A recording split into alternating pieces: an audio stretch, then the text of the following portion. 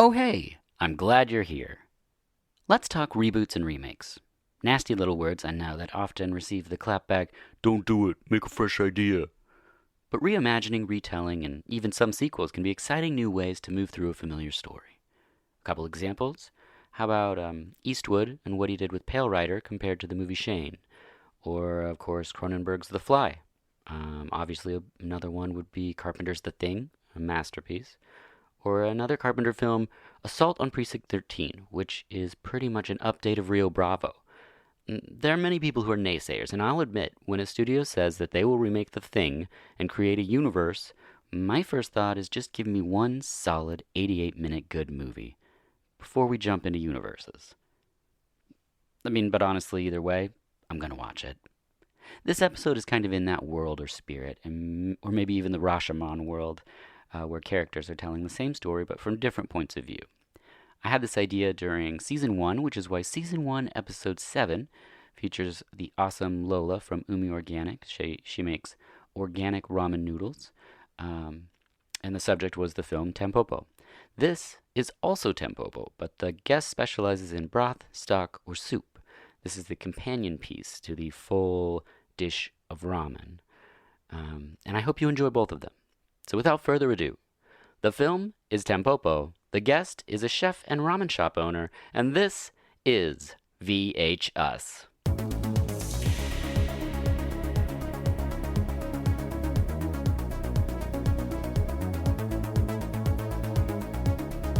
Hello and welcome to VHUs. I'm your host Dirk Marshall, and I'm joined in the studio by Gabe Rosen. Yeah. Who is a chef and a restaurateur. Can I say that? Yeah, sure. That's what I do. That's what it says on my taxes. Okay, great. Thank you for being here. Yeah, it's my pleasure.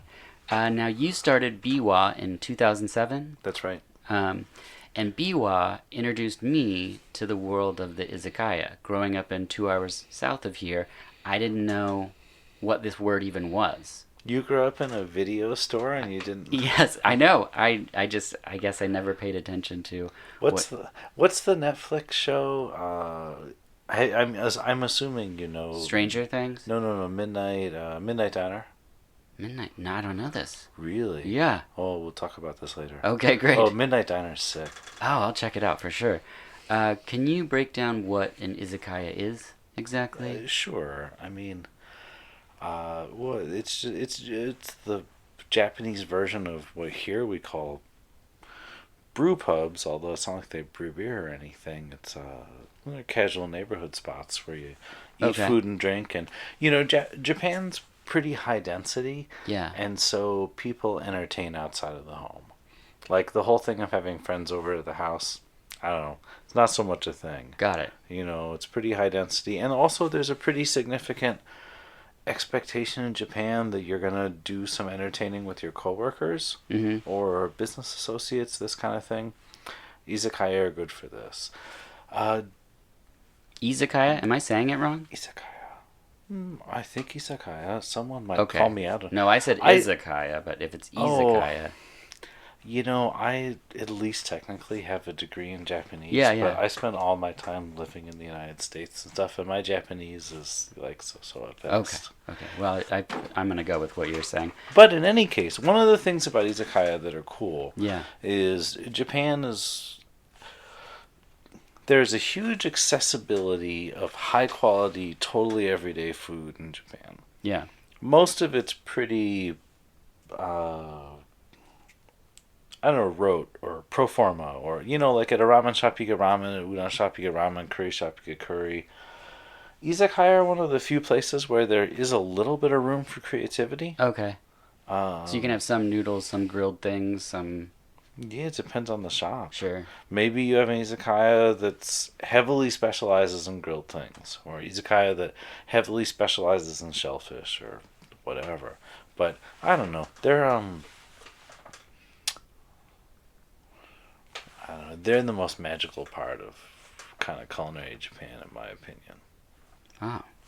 And that must be why you wanted to start there. Oh, absolutely. Yeah. I've wanted to own a restaurant since I was a little kid. And I went to Japan, thinking about kind of haute cuisine stuff and when I saw sort of like regular, like everyday Japanese food, it just kind of blew my mind. Like all the haute cuisine stuff that was on my mind was real, but I mean, the everyday stuff that people eat, I don't know, so cool. Yeah, Like so cool and so accessible. that's awesome. Yeah. Yeah, that's one of the things. Something as simple as just the grilled chicken skewer at Biwa. Yeah, yakitori. Yeah, it blew my mind. Oh, yakitori is probably my favorite thing in Japanese food. But I'd had chicken on a stick before, but then I was staring at this, and it looked the same, but it tastes completely different. It, I don't know if it tastes completely different. People eat grilled chicken, frankly, eat grilled chicken on sticks like all over the world. Yeah. Fried chicken is another thing that Mhm. like, we deal extensively in fried chicken. Everyone likes fried chicken. Everyone likes grilled chicken on Yeah. sticks. And it's just like, of course, there's details, Mhm. but there's a real kind of just guttural simplicity to it, and I love that Yeah. about this cuisine gives you the opportunity to do things like deal with the guttural simplicity of plain chicken grilled on a stick and then figure out what you want to do around it. Mhm. Yeah. Next, you opened Norineko in 2015. Sounds about right. Okay. And that is norinekoramen.com is where people can find more about this restaurant. That's right. And this is a ramen bar. No? Oh, ramen bar, ramen shop. I don't know. Okay. I always call it a ramen shop because that's what it is in my mind. But yeah, we had I don't know. We had some great people around that time, and it just seemed like. What's the question? Not just asking about what it is technically. It's a ramen shop in your head. Oh yeah, Norineko's our ramen shop. Okay. Yeah, we have the world's best fried chicken, or at least Portland's best boneless fried chicken. And what is that word again?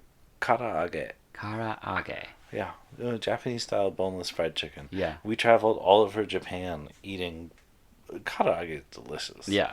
And we traveled all over Japan eating it and figured out a recipe, and it's one of the few things that we actually cook that I shamelessly will say is quite good. Yeah. Everything else I lose a little sleep over, but the karaage is delicious. The green curry at Norineko is my Oh. favorite. That is super special.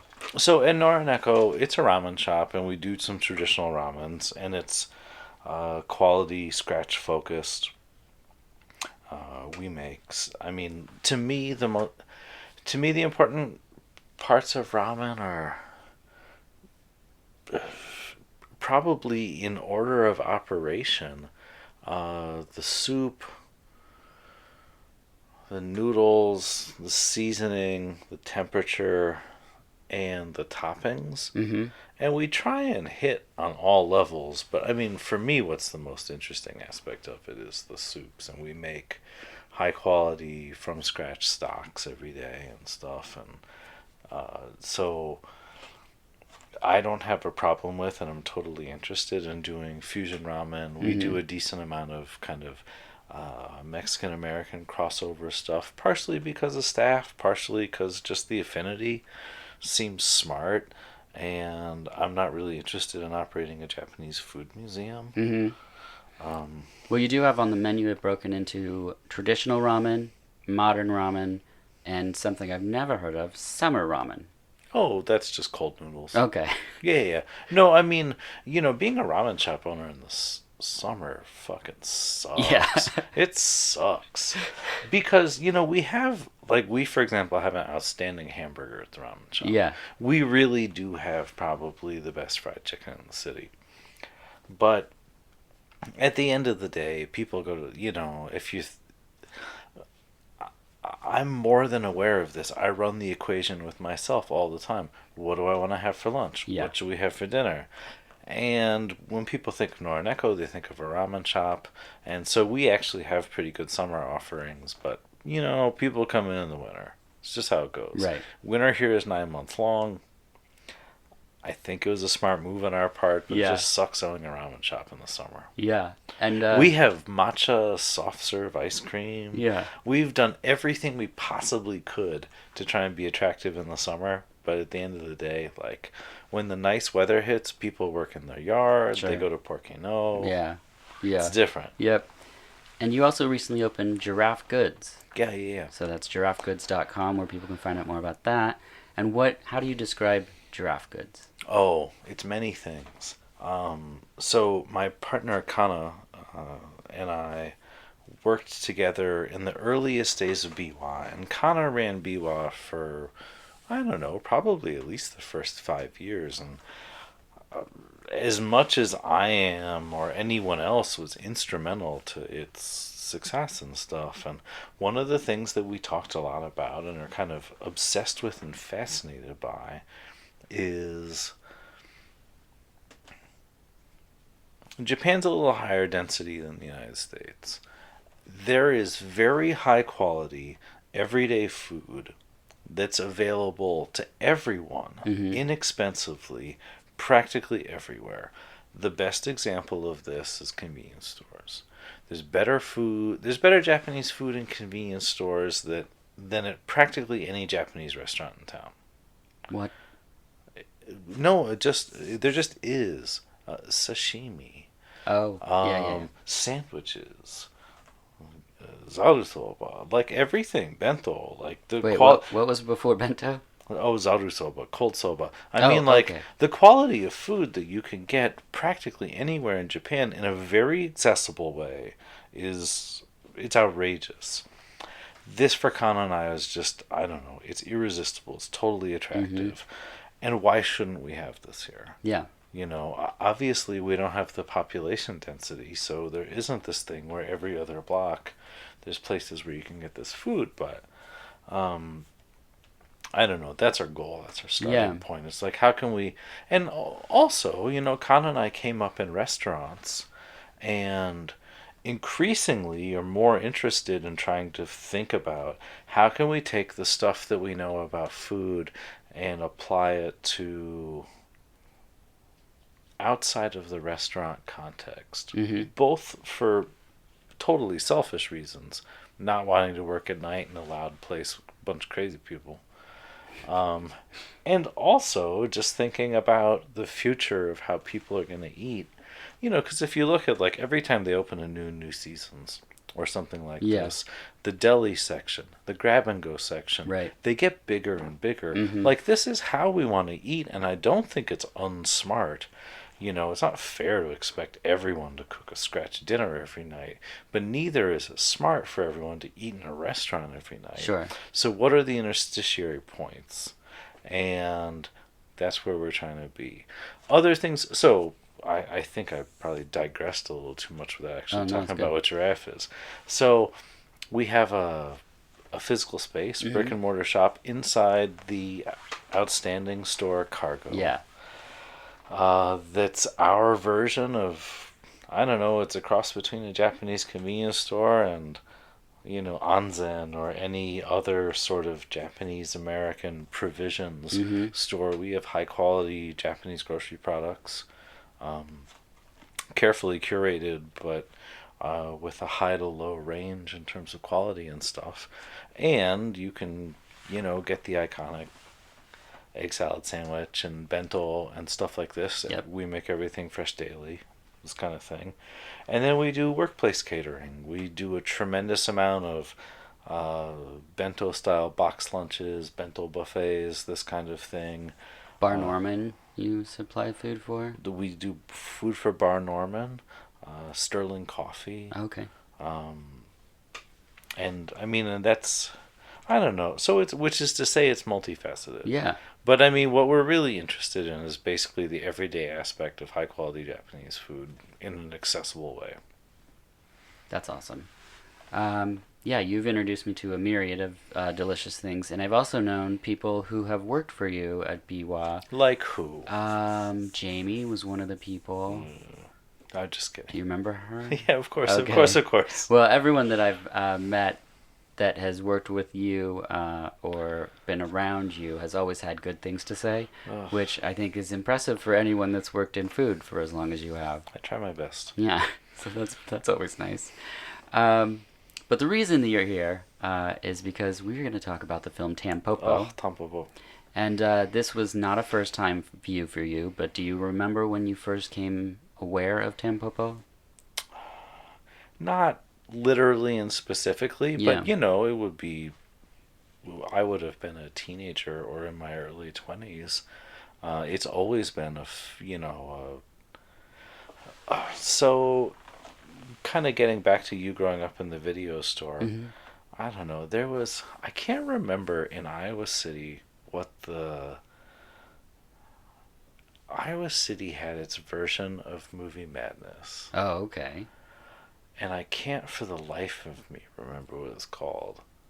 But, but it was a cult movie store. Hmm. And it had all the sick shit. It was all VHS then, of Yeah. course.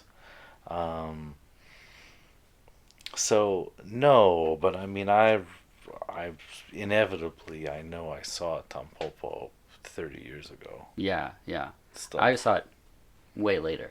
Um, Ah, yeah, but like when I talked to Lola from Umi Organic, yeah. she had seen it at a very early age and kind of grew up like loving this film, which I'm like, that's It's a wonderful movie. oh my gosh. I mean, yeah. just like, as cinema alone, it's a wonderful movie. Yes. I like, really good movies about food or really good movies about music are totally appealing to me. Yep.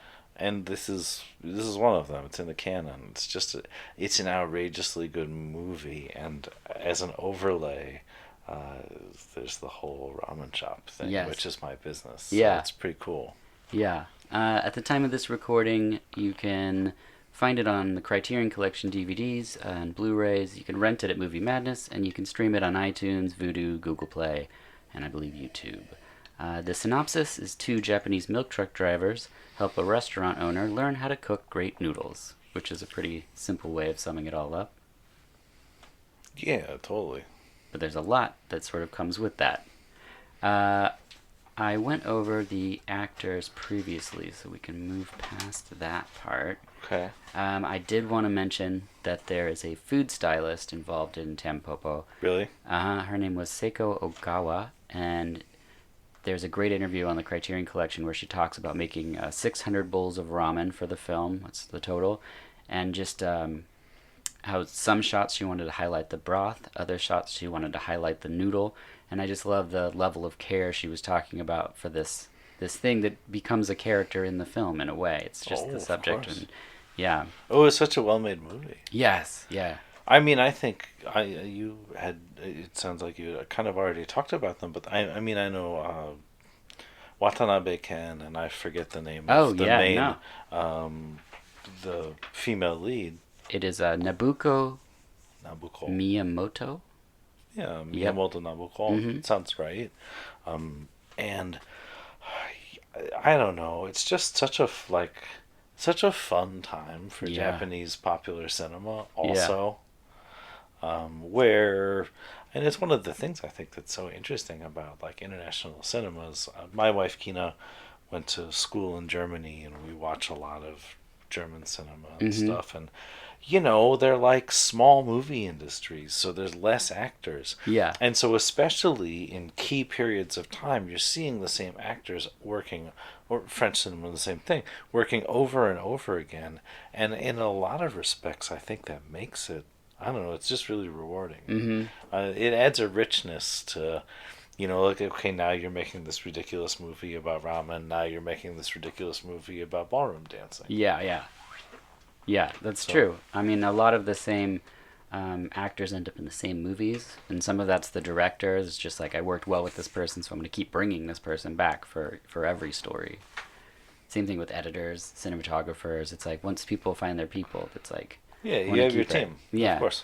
I feel like you kind of see that in chefs opening restaurants and things. And sometimes this person comes up through one place and then moves over But to there's another. schools. Yes, yeah, schools. I Mhm. really, Of course. I like that part of what I've seen from the outside of the restaurant world. Me is too. The tutelage and you ask someone, who is your person? And 9 times out of 10, they got the name on the tip of their tongue, and they're like, this is the person that showed me this, that meant so much to me and set me off on this path. Totally. I mean, I love that. No, it's neat, and it's like uh, my profession is complicated, but I love it. And one of the things I like the most about it is being part of, I don't know, a continuance. Yeah. You know what I mean? And especially getting to like actually be part of a continuance where there's people who've worked for me that now do stuff, and yeah, it's great. Yeah. Yeah. It's pretty wonderful. So we're now at the start of the film, and it starts in a theater, and a couple enters and is served food and drinks, which seems amazing. And then the man notices us as the audience and says, "You're at the movies too. What you eating?" Okay, so caveat. Yeah. I watched the movie. I'm a real forgetter. Yeah. So this is the couple where the guy is probably like a Yakuza kind of gangster guy with the girlfriend. That is correct. Okay. Yeah, and then there's a man crinkling a wrapper, Oh, yeah, of course. and then he gets very bent out of shape about that. How do you feel about this? Because the honest truth is, like, sometimes in movies it bothers me if people make noise, but, like, I saw a terrible Northwest Film Center movie a couple weeks ago where it just seemed completely unreasonable that you wouldn't talk or laugh during yeah. the movie. Um, I mean, don't get me wrong, I'm a polite sure. attender. That's my problem, I think, is I'm pretty obsessed with just being good by other people. I'm like a hold the door for strangers kind of person. Yeah, And, of course. And in a theater, somebody I guess it depends on why. Like, if the person's talking because they don't want to be at the movie, then I might go somewhere else. Of course. But, and obviously phones are completely unacceptable. Sure. But, like, I have terrible movie luck. Like, I'll go to a theater, no one's in the theater. 5 minutes into the movie, someone comes and sits right by us, and they'll talk the whole I mean, it's just... And that's unacceptable. I get super stressed by that stuff because I'm not confrontational, and yeah, so... of course. So right, so instead of enjoying the movie, you spend all of your I'm time processing your obsessed feelings. over it, yeah. So it makes sense, growing up in a video store and independently watching movies away from a group, that's where I'm the most comfortable. Is if I can turn a movie on and sit by myself, I don't even eat or drink or talk. I just, like... I strap myself into the proverbial roller coaster and then just want to go on the ride. I'm more like you. In a way, it's funny. It's Keena drives me up a wall sometimes. So in any case, we don't have to get into that. Oh, she'll just interrupt in the middle of beats and things in the film? We don't have to get into that. But in any case, so they're in the movie. Yes. The crinkling of the wrapper. Yeah. The furiousness. Yeah. I love it. It's also... So he's... those two characters are like... I mean, there's a variety of reasons why Tampopo is kind of a great movie, but like the weird juxtaposition of them interjected throughout the movie, and part of it too. I did a little bit of thinking in preparation for this interview, and like, I don't know, are you particularly familiar with sort of like modern Japanese literature, No. by which I mean like from the 40s to the 80s? Like the best Japanese literature is also, not all of it, but much of it, highly and in a complex way sexualized. And again, in like, I don't know, in cool and fascinating ways, and it kind of depends on sort of how you feel about, well, in any case, I thought the juxtaposition of those characters is part of what makes Tampopo more than just a good movie and kind of a great movie. Well, it's... excuse me. It's where I think the director makes some really interesting flourishes. For instance, breaking the fourth wall in the first scene. You're just like, what is he? I mean, he can do anything, I guess. Totally. And then the next... And then doesn't even do that much with that. No, that was it. It's fundamentally like Cannonball Run, or just like a pretty garden variety movie. Yeah. Except it's quite good. Yes, that's true. I don't know if Cannonball Run's good or not. I just remember seeing it as a kid. But you know what I mean. I couldn't tell you the difference between 1 and 2 for sure. Yeah, I mean, they both have the guy with the mustache. Burt Reynolds and Dom DeLuise. Yeah. Yeah.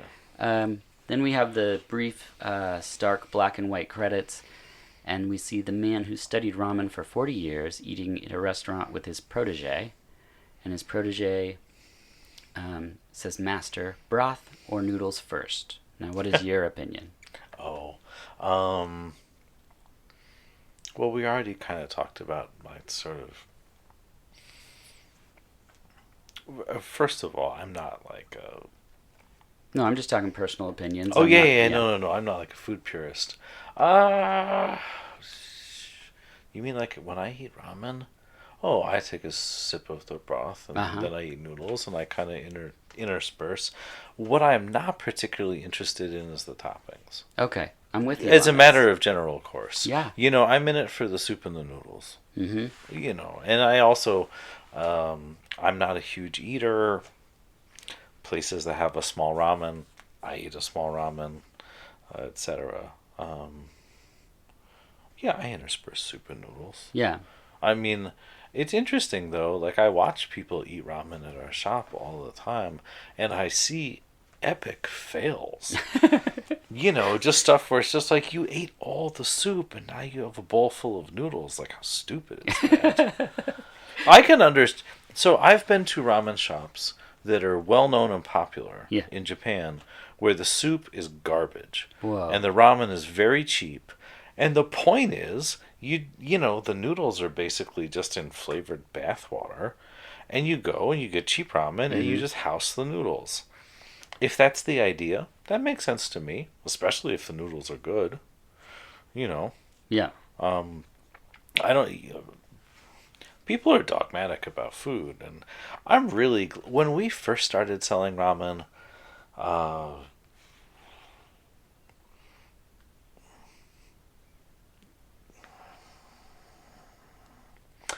I'm glad that ramen has become popular enough that there's an appreciation for the idea that there isn't like a right way to do it. Ramen is one of the things in Japan that, in food, that isn't particularly dogmatic or regimented. There's a lot of latitude for how you can do it. And, a lot of the people who get into the ramen business are career changers, and, it's a pretty classic entrepreneurial thing.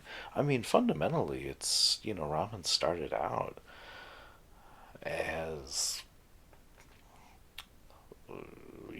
something that people who maybe didn't have, I don't want to say didn't have better prospects could do, but they're Chinese noodles. I mean, it's like taco shops. I mean, it's approachable. It's approachable and lowbrow. It's everyday. Yeah. But not in a bad way. Like, no, that's people love taco shops. Yeah. People love hamburgers. So it's kind of, it operates in that realm. And you do, a hamburger and you do a taco ramen. We don't do the taco ramen at present. Oh. But we do have an outstanding hamburger. Yeah. Yeah, we have a great hamburger. Because not everyone, we're like 2 blocks from Amzi. We have ice cream cones. Not everyone who wants to go to the ramen shop wants to eat ramen every day. And I like hamburgers. So we have quite a good one. We use buns from Oyatsupan. It's super plain, which is how I like everything. Just simple.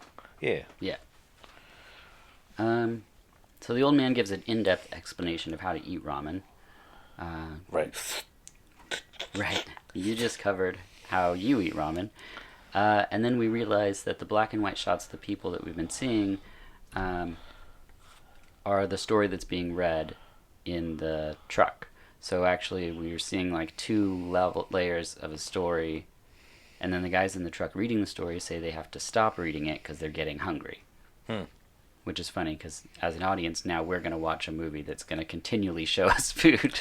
Oh, I lived upstairs from a restaurant that used to be called Genoa, and I guess now it's called Nodoguro. Yep.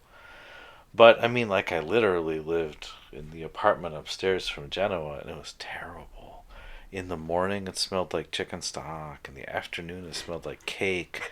At night, it smelled like grilled steaks. And I was just like a, 24-year-old stoner cook. It fucking sucked. I was sitting up, reading cookbooks, starving. Yeah. Where were Yeah. you cooking at the time?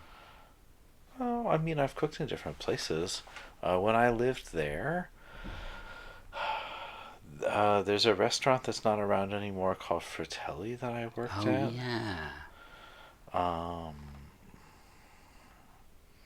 I think when I lived there, I worked at Saucebox for Mm-hmm. kind of the magical year of 2001.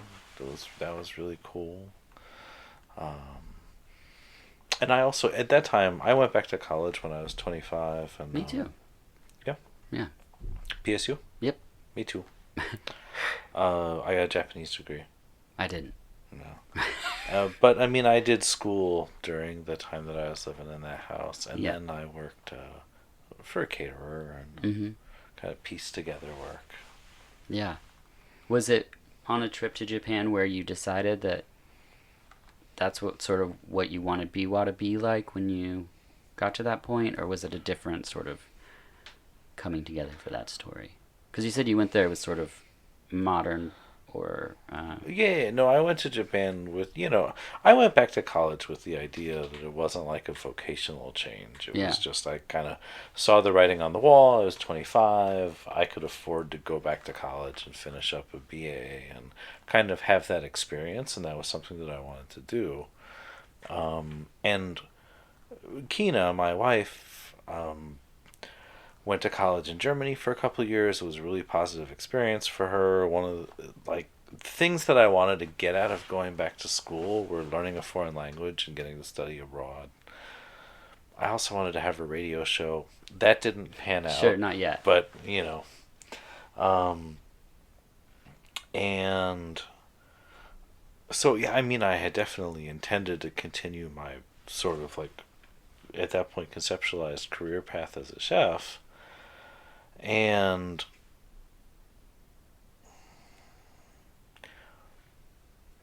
I went to Japan and I saw kind of like the real and everyday food that people eat, and it was fascinating to me. I mean, I definitely made a shift from being interested in like presentation driven haute cuisine Mm. to more everyday modalities of eating and stuff. And when I came back, I worked for a couple of years as a butcher, which let me work across a counter with customers and cook on a lot of different levels, whether it's slicing turkey for someone or Mm-hmm. making food for a hot case. And I don't know, the guys that I worked for, John and Ben and Paula, were populist cooks.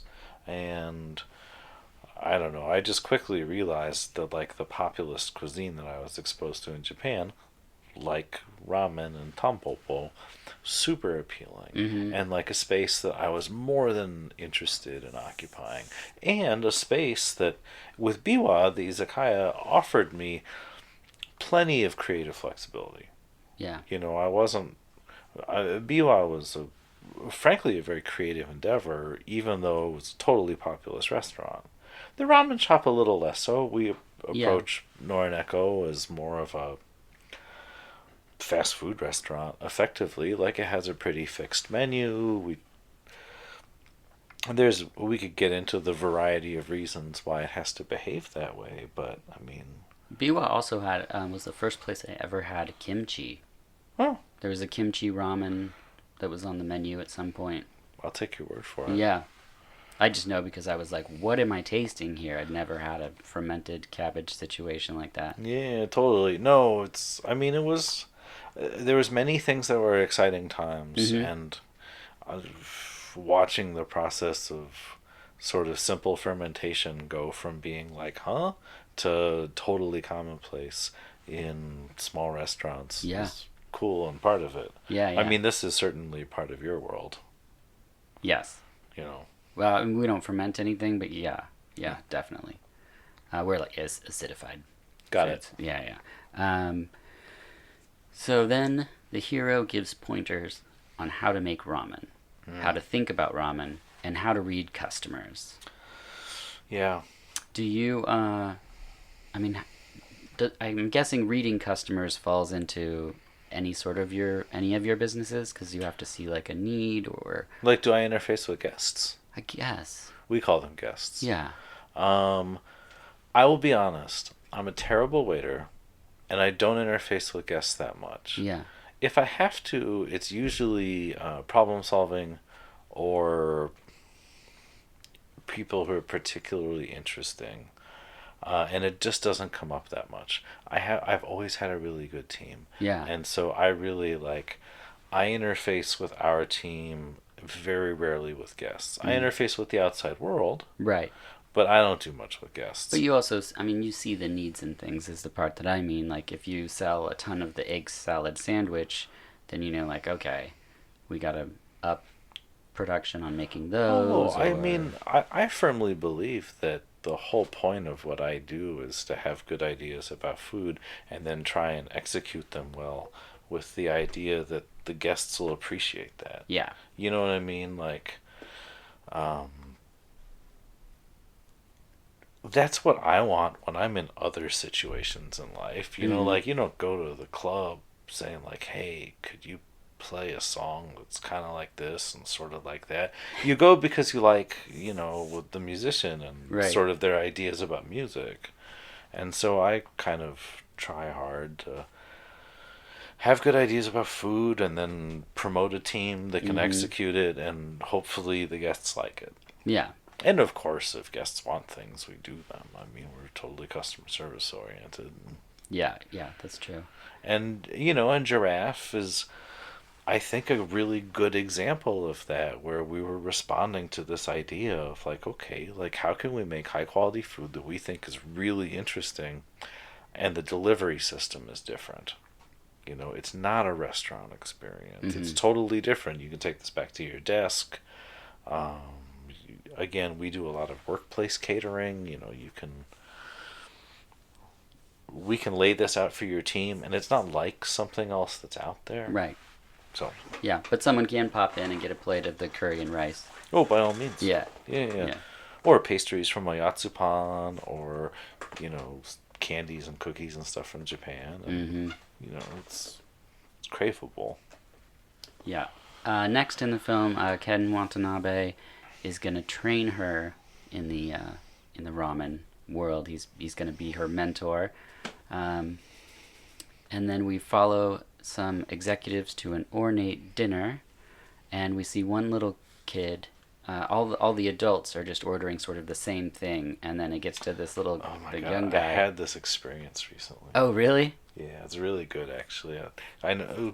I'm sorry. Finish, and I'll tell you my Oh no, story. I'm just setting up the scene. No, it's super funny. I've been very lucky, and I get to do all kinds of weird stuff. And I am, amongst other things, um, an official ambassador between Hokkaido University, where I went to school as an exchange student, and Portland State University, where I got my degree. And it's a semi-official affair, Mm-hmm. and there was a what's the it's not a coronation. There was sometimes stuff in Japan can be just kind of rote and official, and this was one of these things. And a constituency of folks, including a vice president from the university, the mayor of the city of Sapporo, a lot of people from Hokkaido University came over, and we culminated the establishment of an office Okay. and this kind of thing not that long ago. And there was a luncheon, and it was the exact same thing. um, I have a hard time eating during the day in general. I'm a really picky eater, and it was really funny being at this luncheon of 15, 20 people, something like this. And it's exactly like that. Everyone, I mean, I remember the scene vividly, and I Yeah. thought a ton about it. And I have a mentor, Ken Ruoff, who's a professor of history at PSU, who was an advisor of mine when I was in school and has remained a friend, and I'm on the advisory board for Japanese studies at PSU. And Ken is someone who, amongst other things, I look to when I have questions about what do you do when you're a foreigner in certain kinds of ritualized Japanese Mm-hmm. experiences. Yeah. And we're at this lunch, and they did this. They're like, I'll have the risotto. I'll have the risotto. I think I'll have the risotto. I think I'll have the risotto. I didn't get the risotto. Oh, Which is neither here nor there. It's not like it's a social faux pas or anything. We're in the United States. sure. Like, I don't know, you are who you are, and you do what you do. And I don't remember. Oh, I had the agnolotti. But I remember at the time, Ken and I kind of talked about it, and he joked about it. He's just like, Gabe, you probably should have gotten the risotto. No, it's totally real. There's aspects of groupthink. Yeah. Yeah, for sure. And I mean, again, like, I'm not crazy about wildly generalizing or stereotyping Japanese and stuff. Yeah. But I mean, you can certainly do it, and oftentimes you would be right. But then again, it's like, I don't know. It's not like the United States where anyone can be American, like anyone. Japanese are Japanese, but I'm not wild about broadly stereotyping. Let's see. So, then we get to a dinner scene, which is almost as great as the one we just discussed, where the ladies are learning how to eat spaghetti. Oh yeah, the slurping. The slurping. Yeah, it's a thing. Because you don't slurp in the States, but in Japan, slurping's totally fine. Are there, I mean, in your opinion, are there really, like, to put the question back on you? Yeah. Okay, so things that I see in the United States Yep. as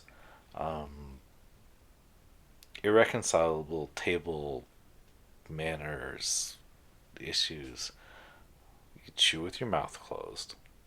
I prefer that. Food shouldn't come out of your mouth while you're eating. Right, yep. That's about it, right? I think so. I mean, Like, at the end of the day, like, provided you cannot, provided you're not abjectly grossing out your table mates, intentionally or unintentionally. I mean, I guess, well, so I mean, that's it, right? Like, if you're not grossing out your table mates, yeah. are there really, like, important table manners standards in the United States? I don't think anymore. I You mean, know? there was a time when people twirled pasta in a spoon. Yeah, I do that. You still do that. Well, yeah, because I mean, yeah, You're totally, like- it makes it you're like happen. You're like an emperor. Me personally? No, but like, so that's how you eat spaghetti? Is with a spoon and you twirl the noodles in the... Yeah, like if I go to Gino's and I get the giant spaghetti, yeah, totally. Okay, Yeah, it gets into my mouth. nice. Because it's not chopsticks. Right. How do you slurp off a fork? I mean, I guess you don't wind it up all the way, so then the noodles are hanging out of your mouth, and then you're just like... I know, because I see my 5-year-old daughter does it all the time. No, I do the spoon thing. I totally do the spoon thing. But I mean, it's because it's effective, not because Yeah. I feel like I'm being polite. Well, I think that... But I mean, I love to eat with my hands. Although I hate eating stuff that makes my face all dirty. Like... Corn on the cob. Oh, yeah. Fried chicken that's got like hot wings. Mm-hmm. It's not that I won't eat them, but it bothers me. It's just not as... Yeah, I'm with you on that. I'd rather fork and knife it, probably. But in any case, back to slurping, though. Yeah. It's how you do it. Yeah. Is it you get some air in there, or how does it... How does what? Like, what does the slurping really bring to the party? Noodles get into your mouth. Yeah. What do you... Here, so the converse of slurping Mm-hmm. is you take noodles up with chopsticks, you put noodles in your mouth, and you bite them off? Yeah, I think Like, that's you what- have to get them all in. Because then you end up with a bowl of, like, bitten off noodles. The thing is, it's like we were talking about earlier with, like, why is ramen good? Yeah. There's things. There's, like, how hot is the soup? How tasty is the soup? Are the noodles good? What's on it? If the noodles are important, they should be addressed as such. And biting off noodles and having little bits of noodle in your bowl. It's just not the thing. You figure out how many noodles you can get on the chopsticks where you can take them all in, Mm-hmm. and it's less than you're initially gonna. Right. I find that for me is the hardest part. Is like, I'll get in I look at it and there's no way that this is all going down in one shot, and so it's kind of hardest at first. It gets Mm-hmm. easier as there's less noodles in the bowl. That makes sense. And back to the tutoring. They say the broth is the soul of the ramen. Any thoughts on that? Oh, I think so. I love making soup stocks, and I mean, to me, we use a high quality commercial ramen noodle. We used to, in the earliest days of BWA, we made our own noodles. It's a lot of work. The noodle factories do a much better job than I could do. So I buy noodles from a noodle factory. And I think the noodles are important. And I think the ones that we use from Sun are delicious. Mm-hmm. But, I mean, to me personally, as a cook, making soups and stocks is fundamentally one of the things I like the best about cooking. Like making soups and stocks and understanding the different sectional cuts of vegetables Mm-hmm. are, I think, the most beautiful parts of cooking. So there's one aspect is extraction, and one is I don't know how to describe it right now.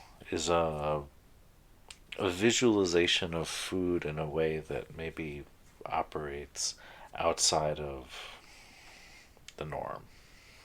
Excellent. Because now we're into why I really wanted you here. Okay. So there are four main broths. Correct me if I'm wrong: shio, shoyu, miso, and tonkatsu. Tonkotsu. Tonkatsu. Tonkatsu is schnitzel. Tonkotsu is pork soup. Wait, can you say the two again? Tonkatsu Okay. is schnitzel. Okay, katsu. Yeah. Tonkotsu is pork bone soup. Gotcha. Yeah, that's okay. Go ahead. Sorry. No. So those are the four main, right? Yeah, pretty much. Roughly. Yeah, I mean, there's a style that's become popular recently called Python, Mm. and someone will call me out on maybe it's Python, but I think it's Python. That's a chicken version of tonkotsu, which is basically the implication being that the fat's emulsified into the broth. Got it. There are light and heavy styles of tonkotsu and Python, but I mean, effectively it means serious effort has been put into emulsifying the fat into the soup. Okay, so for the pork bone, right? Is that pork bone broth situation? Yeah, tonkotsu.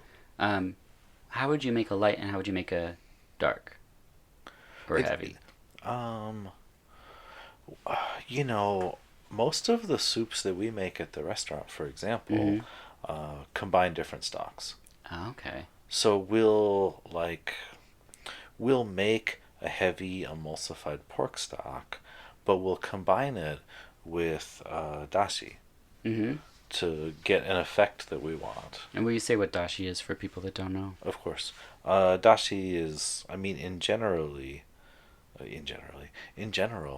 it's a Japanese word for soup stock. Mm. So I mean, in general, it's a Japanese word for soup stock.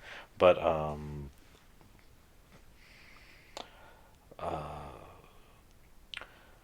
if one has the idea of soup stock as being bones that have been simmered for a long time with a long extraction, dashi is kind of more like a tea or an infusion that's made with kombu, which is seaweed, Mm. and dried fermented fish products, typically. Sometimes other things, but again, it's a quick extraction, and it's kind of the fundament of Japanese cooking.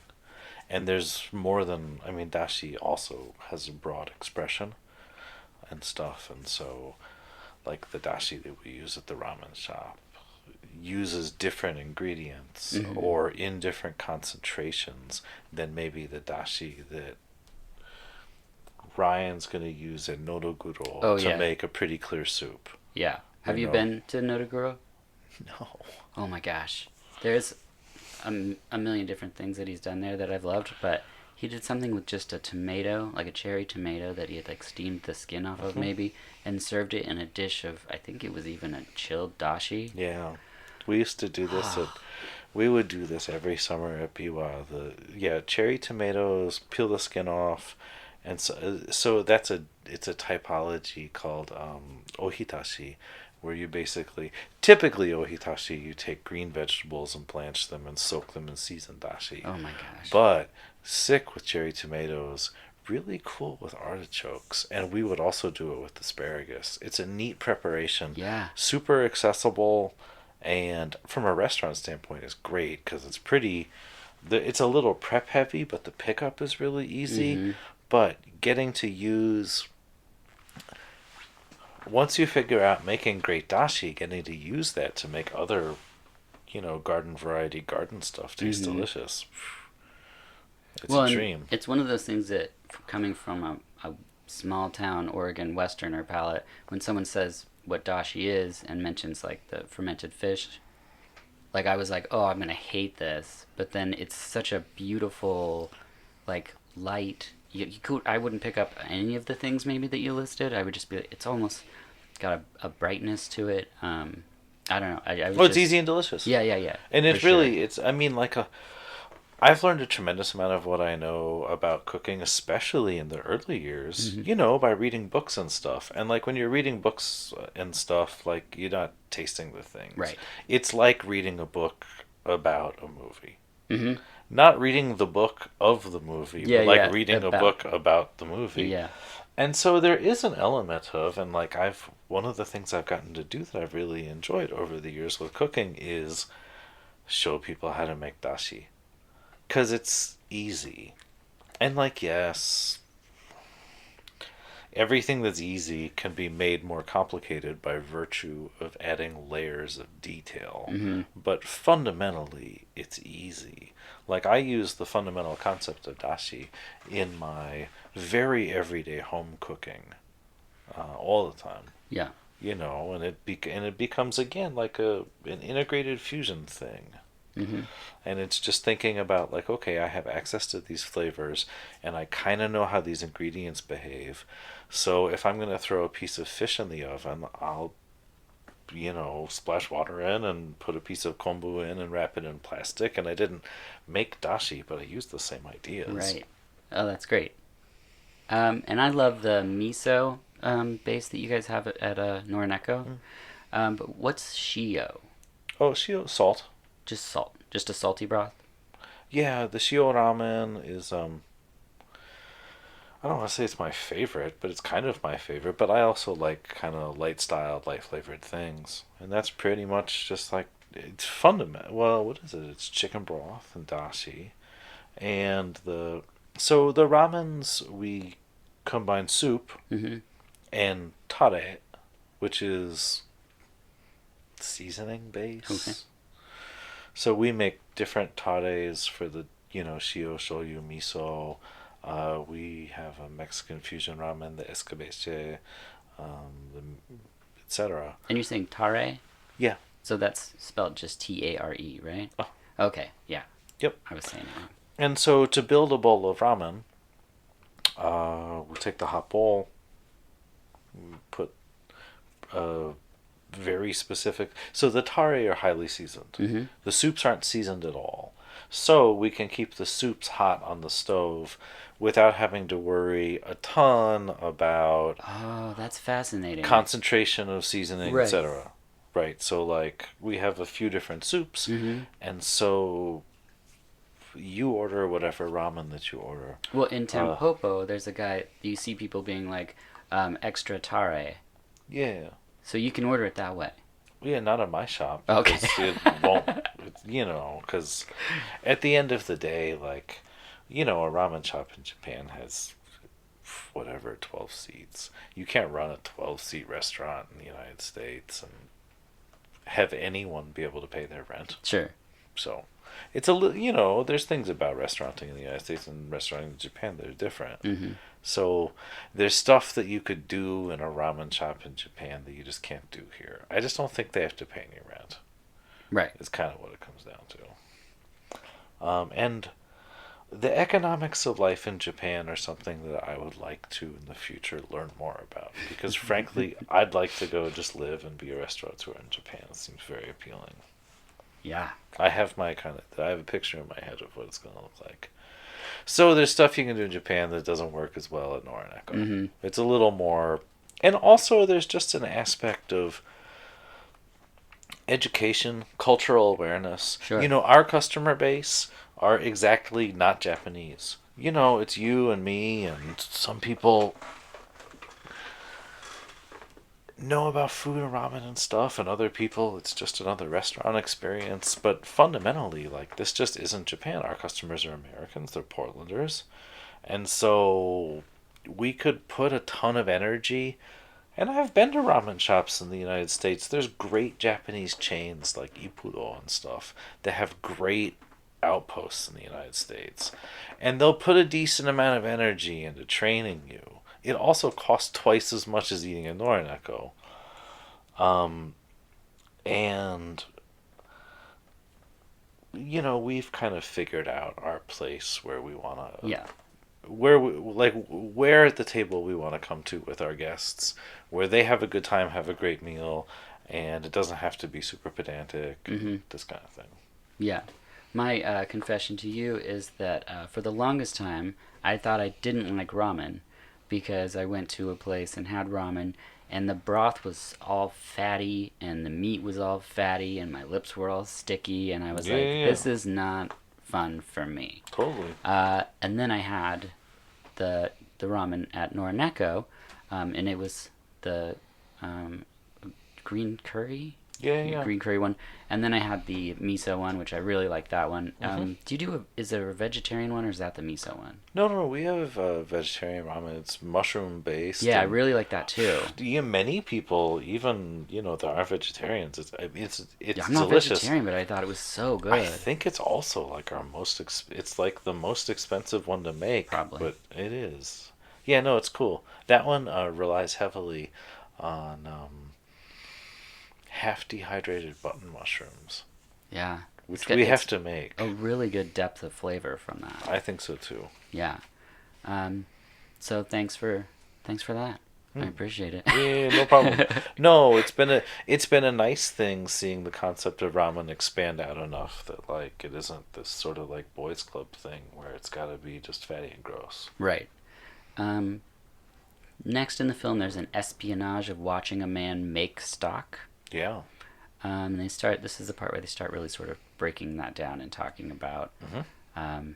And she even daydreams about messing up the. She daydreams and then messes up the broth, which is a really an upsetting part. That's right. She boils it. Yeah. Yeah. No. No. No. Go ahead. Sorry. Yeah. Totally. And then That resonated. yeah, the espionage part of making the stock, or was it the daydreaming part?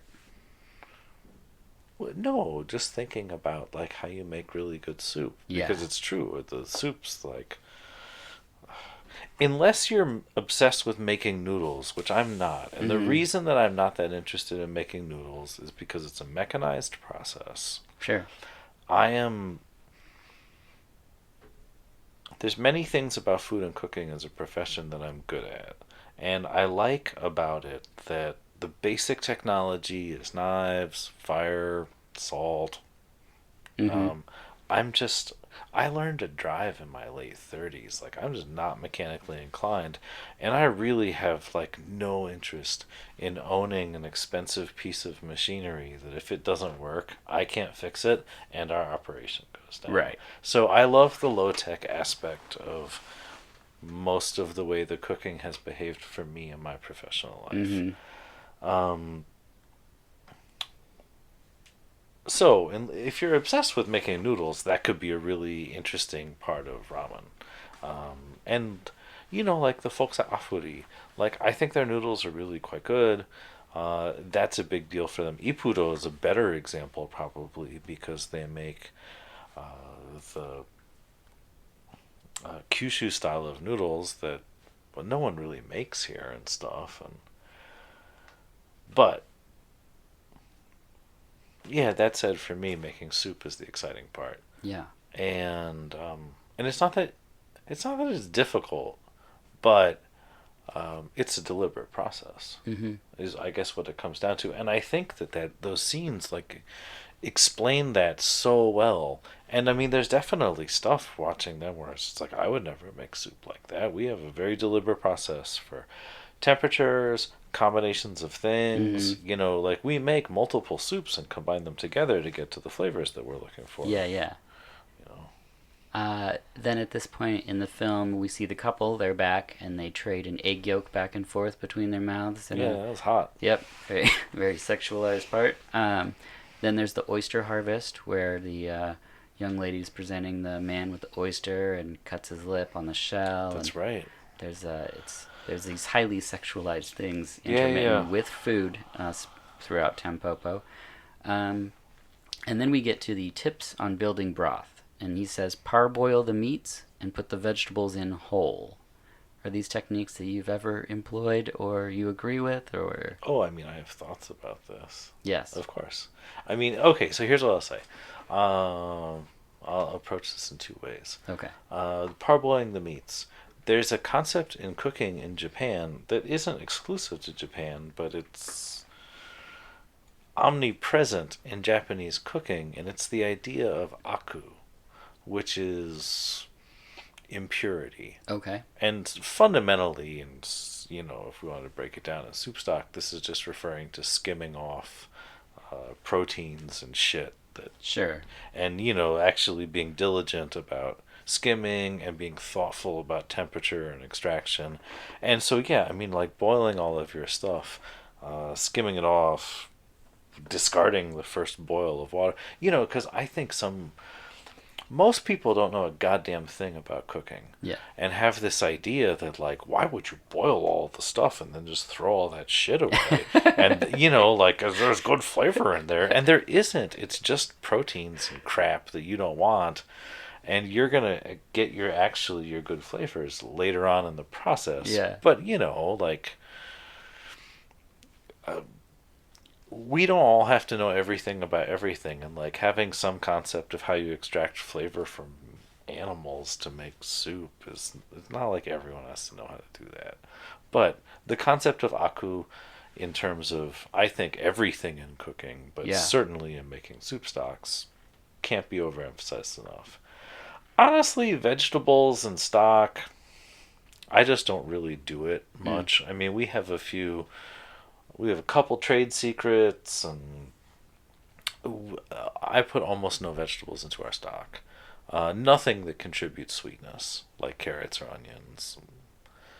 If I want to make the stock sweet in a vegetable way, I'll do it a different way.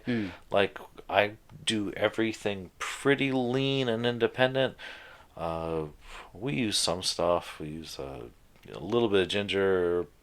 If I want an onion type flavor, we'll use leeks or green onions, something that has less sugar. Mm-hmm. But generally speaking, I do the stock super plain, and then combine flavors in different ways.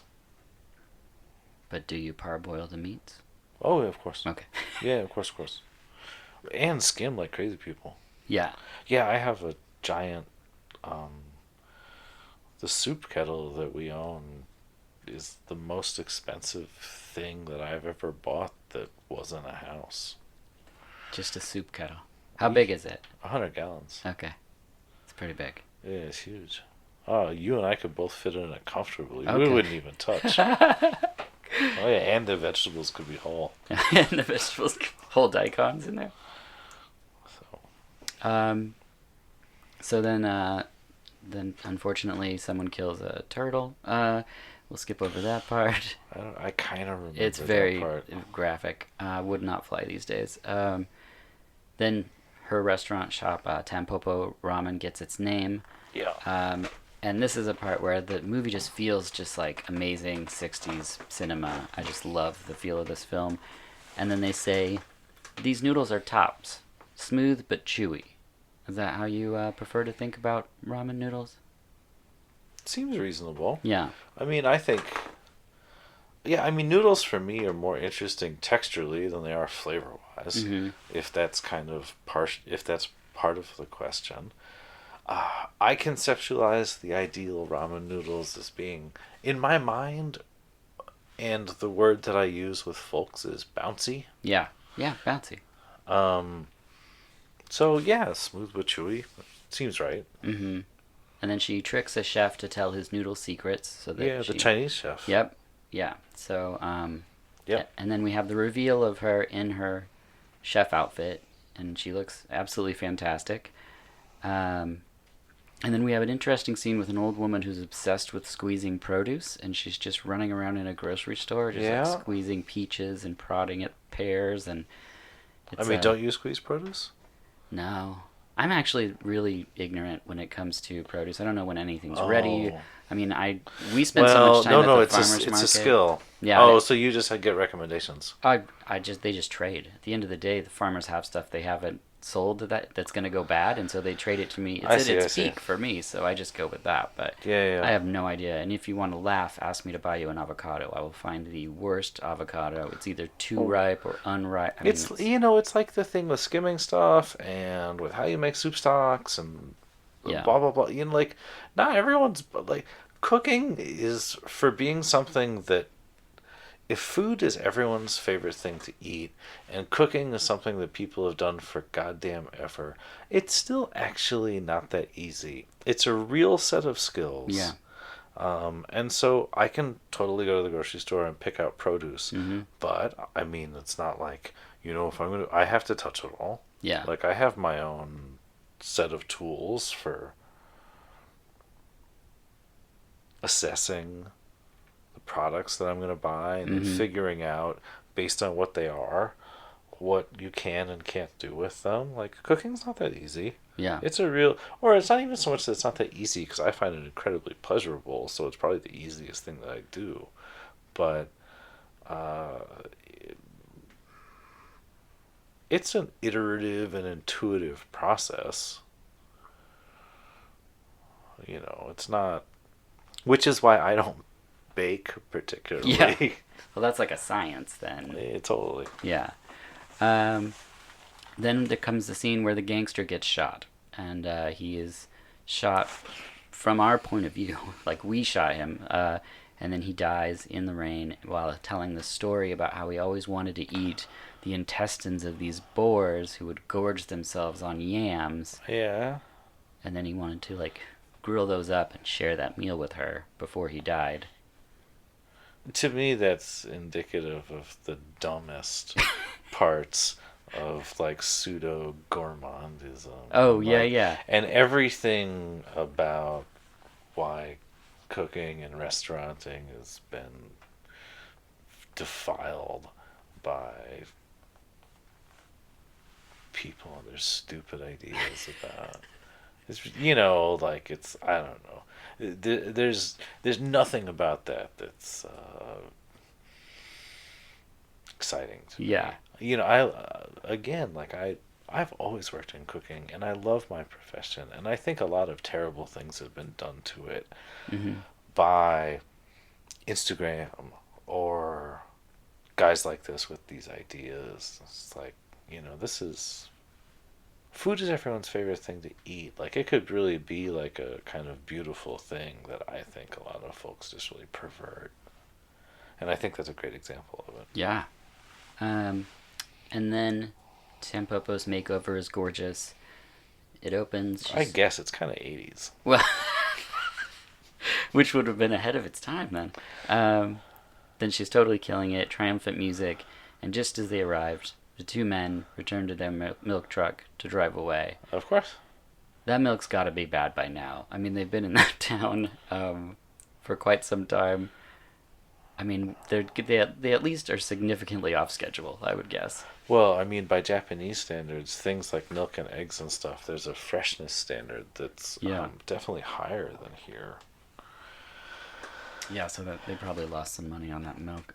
Along these lines, I'll leave you with a good story. Yeah. It's not a milk driver, it's an egg driver. And Keena and I,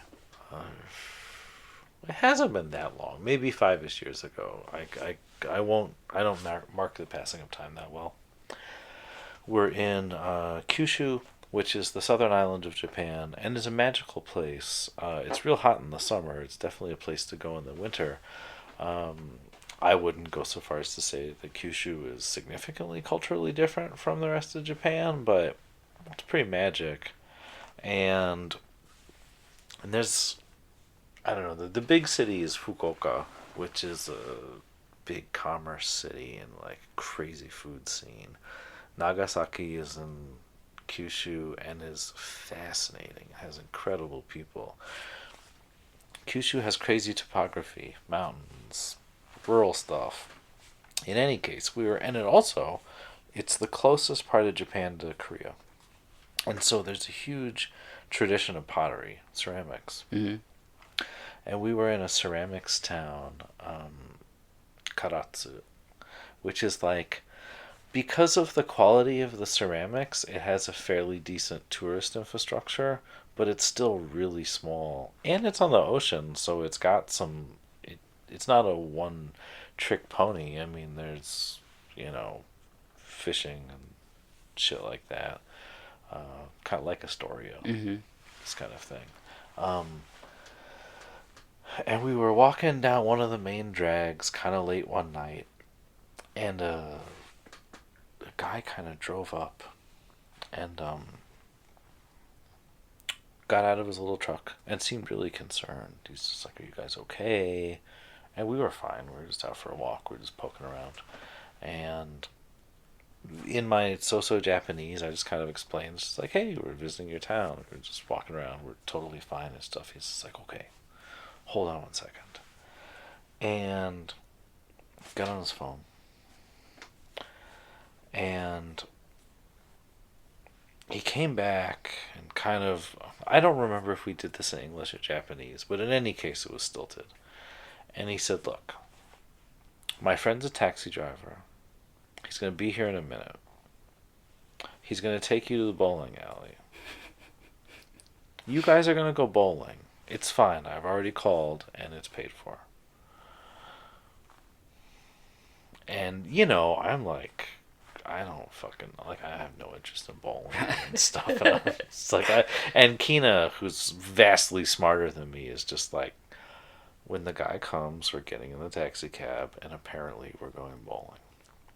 And so we went to the bowling alley, and it was fine. We bowled. I mean, I think Kina and I have been a couple for 20 years. I think we've bowled exactly once. Oh, well, there you go. That's a memorable time. And so, totally. And it was true. The guy picked us up. He took us to the thing. When we got there, they're just like, "Oh, hi, hi, hi." And then we So bowled, weird. got some beers. And so when we were done, it wasn't like that far out of town. And Keenan and I are impetuous hikers, so we just walked back into town. Nice weather there. So this guy is an egg delivery driver. He has a little truck, and the whole back is full of eggs. Which is kind of my point in terms of the kind of freshness aspect. There's dedicated egg delivery drivers. He found us again. And he was absolutely beside himself. Because he's like, "I don't know what to do. I can't give you a ride. The whole back is full of eggs." My friend's going to pick you up and you're going to go play foosball. At this point, no, he's like, "Yo, hold on a second." And he kind of rattled through his glove box. Yeah. And came out with this kind of plastic card game. And he's like, "Look, What? this is a game. Learn how to play it."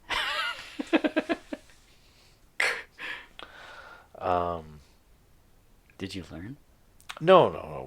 I don't. I mean, it's nothing against the guy. I'm not that interested in games in any way, shape, or form. Let alone one that I would have to figure out. Yeah, forget that.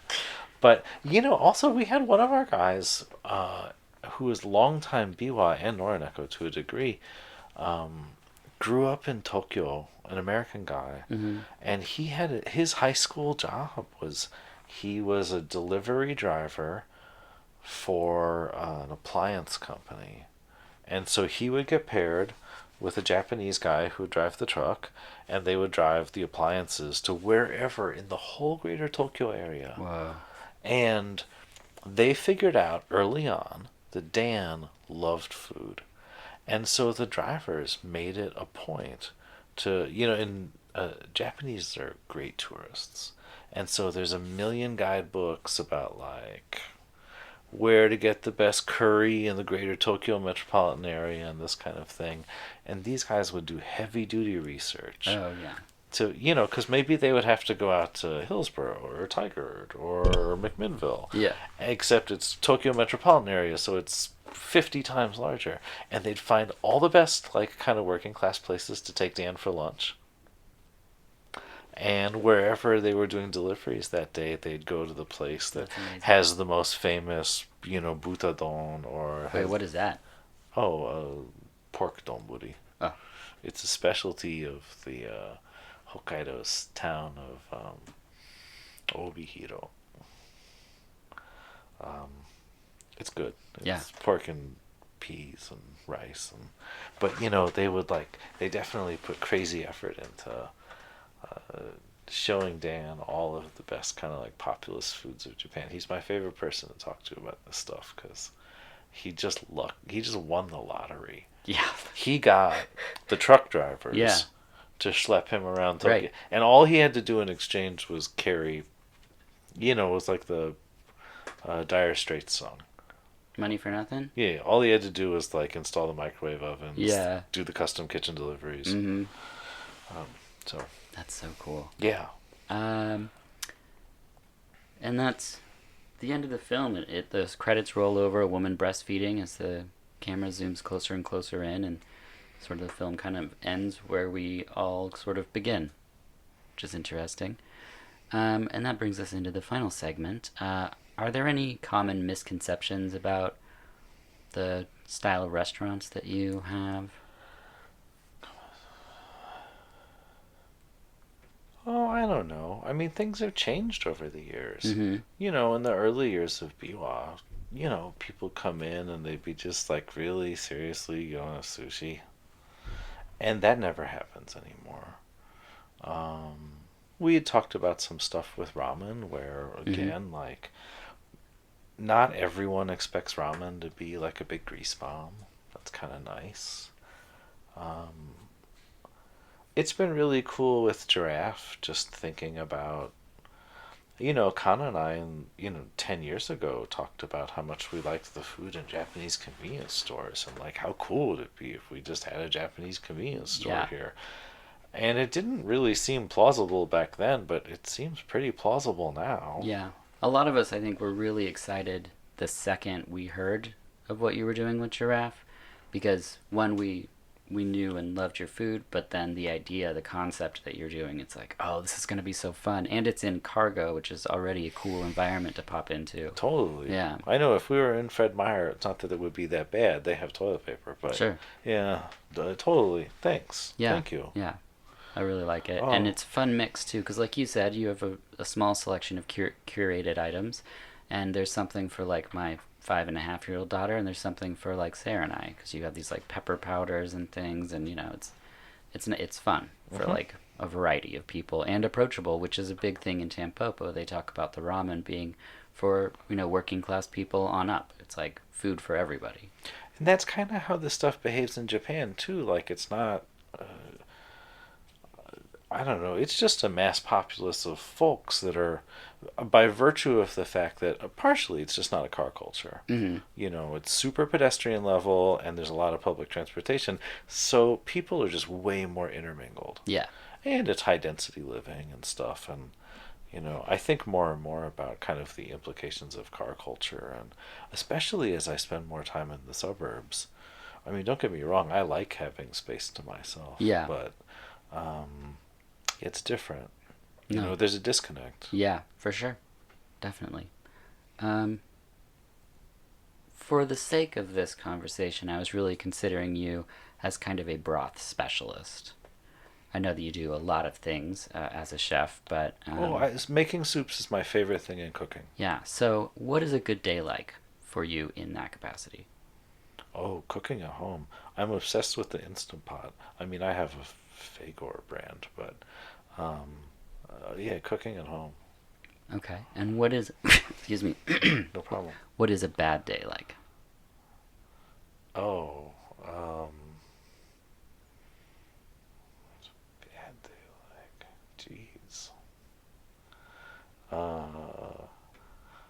I get the night terrors. Oh, that sounds terrible. Then I wake up and no, it's I don't know what's a bad day like. I feel very lucky. I'm not without my stress. I actually run pretty high anxiety and stuff, and it's not. I don't know. In many respects, I wouldn't do anything else, but it's not always easy. Most of the bad stuff, frankly, has to do with money. Yeah, Were money not a thing, yeah. I wouldn't just love my job. I'd like double love my job. Yes, agreed. Yeah, we love what we do, and it's always the money thing is the stressor. That's like, there's all those moving pieces, Hmm. and even when you have like, oh, hey, we got this big order, and then you're holding the money, and then you're just handing it over for boxes or labels or ingredients, and it's like, you don't really make money as much as you just pass it through. Like, Yeah. But I mean, I think all of that can be okay. It's really, I don't know, there's an element of, and it's, I've been working my hardest on it is, I don't know, just finding and keeping balance. It sounds like you guys have kids, which is something that I don't have. we have And we have one, but she has the strength of two. yeah, you have kid. Um, I don't know. I'm in awe of people who can do that because, like, I guess that working for yourself is not without its challenges. I've been doing it for a pretty long time, and Mm-hmm. so I guess I'm used to it. To me, having children looks not unrewarding, but difficult. Yeah, it And is. like, and You're it's right. a level of commitment that I don't know. To me, seems totally different than like whatever the restaurants and Yeah. stuff. Well, you can have a good team run the restaurant, but it would be, I think, more expensive for us to have a good team run our child. Yeah, and it's probably not the best way to do it. Right. Well, we looked at we have two sets of grandparents, so I guess we kind of do have a team. Hmm. But yeah, it is quite a challenge. Uh, your sort of path into food and everything seems like you were kind of driven by a passion, and found that sort of through Japanese culture, No, Japanese cuisine. no, I've loved food and cooking ever since I was little. Honestly, on the topic of children and parents, I mean, I mostly got into food because my parents got divorced when I was a little kid, and both of my parents are really interested in food. They're both really pretty good cooks, and they love restaurants. Mm-hmm. And there was something about there's different aspects of food that I gravitate towards, and restaurants with a capital R is particularly one of them. And I don't know, when I was a little kid, getting to go to restaurants was like this window into the world of being an adult, which was a place that was completely different from being a kid. Mm-hmm. And it was a place that I wanted to get to as soon as I possibly could. Uh, so it's always held a special again, restaurants with a capital R has always held a special fascination for me because it's just like it was the first grown-up thing that I saw, like that and smoking cigarettes Yeah. and stuff where it's just like, okay, like these are quick steps that I can take forward from this terrifying thing of being a kid into this, at least at this point, unknown thing of being an adult. Um, don't get me wrong, I think food's yummy and I like cooking, Sure. but I mean, there's how I got interested in Japan and Japanese food is sort of like it's a couple steps down the Way road later. Got from it. you know And that brings us to the final question. Gabe, what are your dreams like? like my literal dreams, Yeah. like when I sleep. Yep. Oh, oh, you know, my dreams like I'd say pretty run of the mill. Mm-hmm. Um, I've changed my sleeping lately. I've started working really early. Um, and at first, when I started working really early, I thought like, well, whatever. If you're gonna wake up at 4:45, you should probably go to bed early. And I was doing that, but then I would just wake up in the middle of the night with the night terrors. And so I started staying up later. And so now I just, later is like 11. Yeah. I wake up at 4:45. Oh, that is early. Well, the alarm goes off at 4:45. I get out of bed at 5:15. Oh, And so like, like when I get into bed, I fall asleep and I sleep the whole night, which isn't that long, and I take a nap in the car sometimes during the day and stuff. now when you say night terrors, do you mean like Oh, there's someone in the room, or no, just worrying about all the stuff. like Uncertainty of life. like you wake up screaming? No, not that bad. No, sweating. Oh, I think the word terrors just sort of paints a picture of ominous foreboding. But well, it's ominous and foreboding. It's just not like horror movie. Gotcha. What are my dreams like? I dream a lot about a lot of mundane stuff. But Like then day-to-day operations. I people who've been mentors or chefs and stuff that I've been a little terrified of are recurring characters in my dreams. There's definitely like I respond well to trying to I don't want to say make someone happy, but I respond well to challenge and I respond well to trying to satisfy expectation. And so people who I've really had to do that for, where it hasn't been easy, are recurring characters in my dreams. Mm. And I mean, yeah, again, they're dreams, so they're always dumb and boring and vaguely meaningless. But Chef X and Y, it's always the person in them, Yeah. or stuff like that. That's interesting. Yeah, I don't know. I think my dreams reflect a lot of my fears and Yeah, that sounds healthy. stuff. Awesome. Well, Yeah. thank you so much for coming in today and talking to me about Tampopo and your career and path through food. I look forward to seeing you out there soon. Definitely. No, it's my pleasure. It's been really nice. Awesome. Thank you. Yeah, of course.